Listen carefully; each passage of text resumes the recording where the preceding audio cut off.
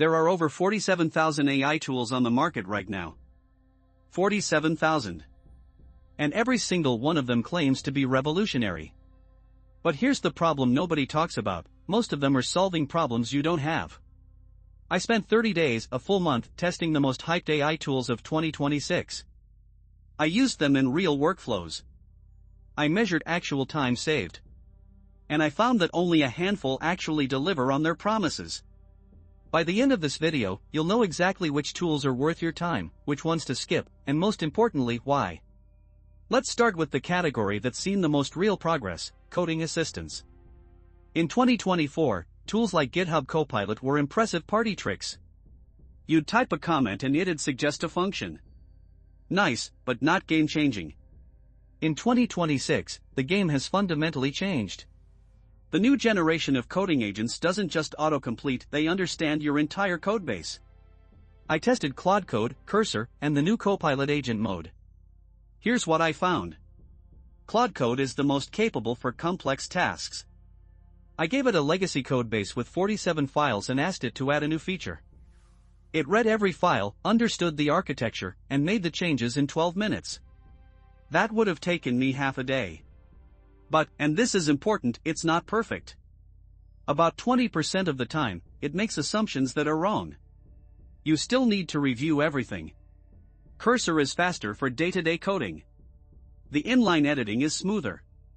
But it struggles with larger refactors. Copilot's agent mode has caught up significantly.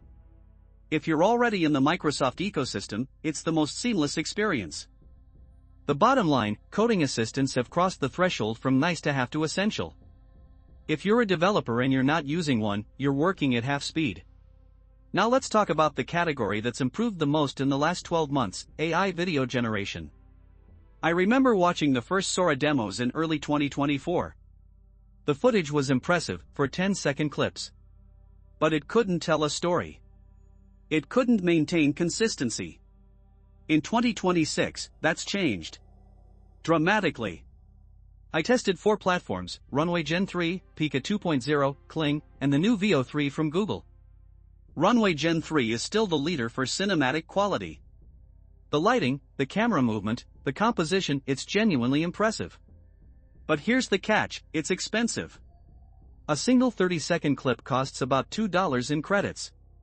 For a 10-minute video, that adds up fast.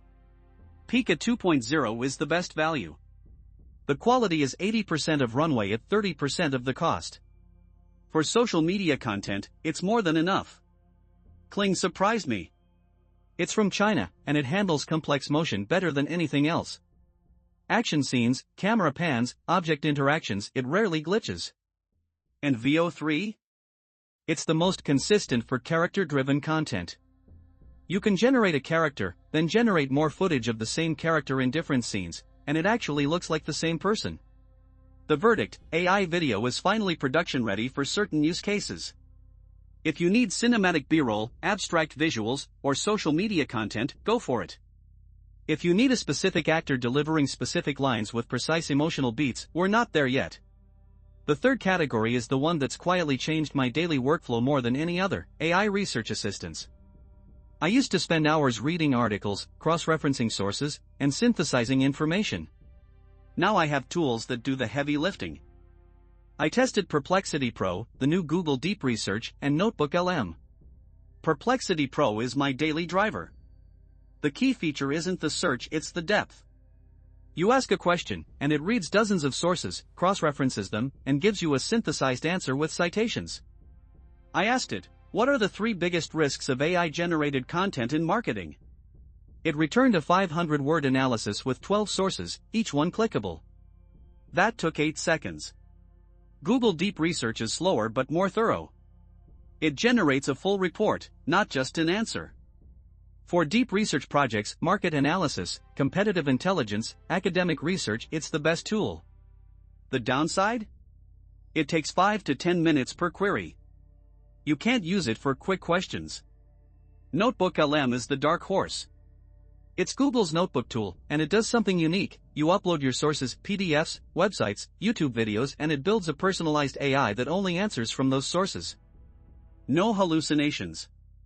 No made-up facts. Just your sources, analyzed.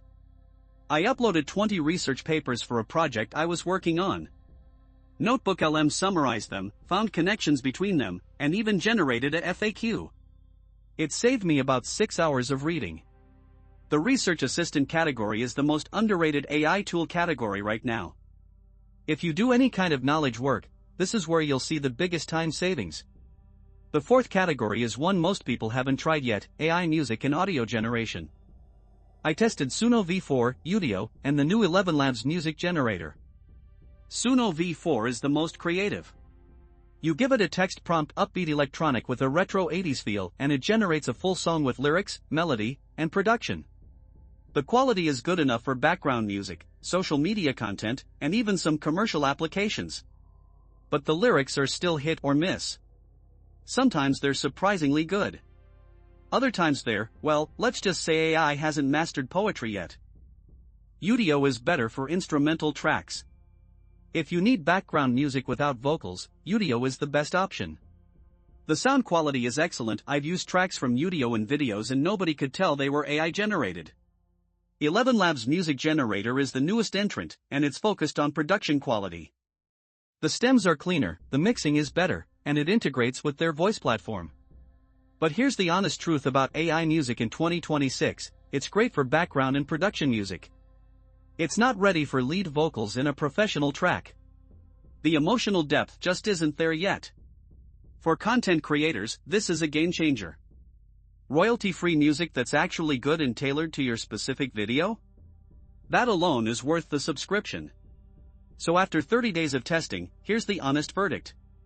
Coding assistance, essential. If you write code, use one. Period. Video generation, ready for B-roll and abstracts. Not ready for narrative content with specific actors. Research assistance, the most underrated category. If you do knowledge work, this will save you hours every week. Music generation, great for background. Not ready for lead vocals. But improving fast. The pattern across all these tools is clear: AI is excellent at augmentation, mediocre at replacement. Use these tools to amplify your abilities, not to replace your judgment. Review the output. Question the results. And always keep the human in the loop. The best AI tool isn't the one with the most features. It's the one that makes you better at what you already do well. If you found this breakdown useful, subscribe. I release deep dives like this every week. And drop a comment, which AI tool has surprised you the most this year? I read every single one.